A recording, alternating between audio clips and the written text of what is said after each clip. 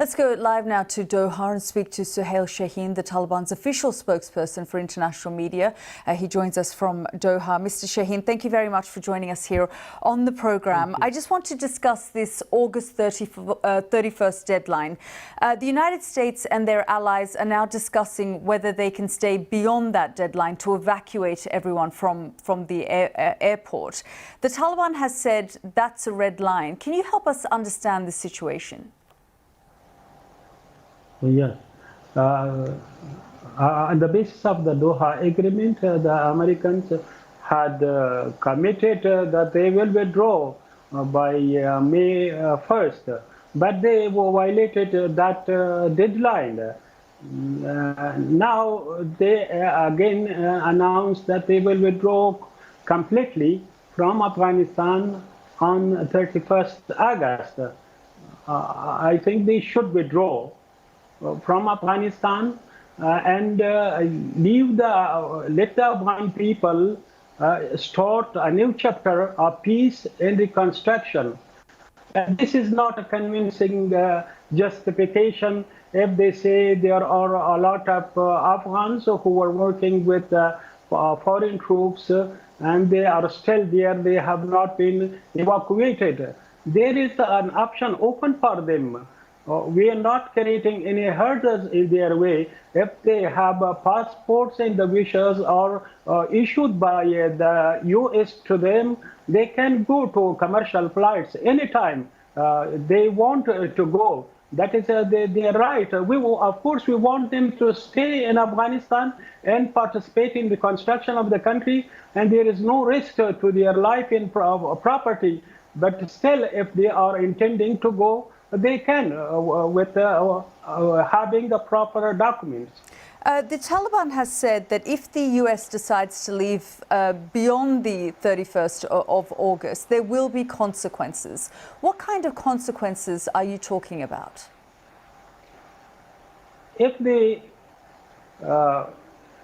extend behind 31st August, that is a clear violation, one thing.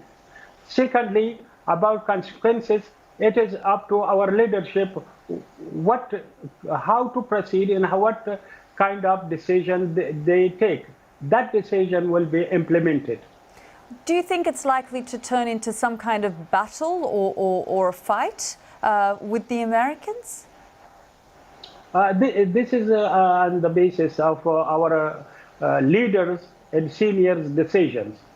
So, I mean, are you worried that there's some kind of, the longer there is some sort of power vacuum in Kabul, and we understand that Mullah Baradar is in Kandahar, but he hasn't gone to Kabul, the longer there is a power vacuum, the longer there is this uncertainty, and therefore the Americans are worried, as are the allies, about leaving people who worked for them behind. And you may give assurances, and you and I, Mr. Shaheen, have spoken about this before, but just last week, Amnesty International has said that the Taliban are responsible for brutal massacres of Hazara men in Ghazni. And so the Taliban is saying there won't be any revenge attacks, there won't be any reprisals, but we're also hearing about these sorts of reports. Can you tell us what you know about it? No, I doubt the veracity of those reports because our policy is clear. If there is any incident, it is brought to attention of authorities. It is fully investigated, and any culprit who is behind such incident is prosecuted and brought to justice and punished.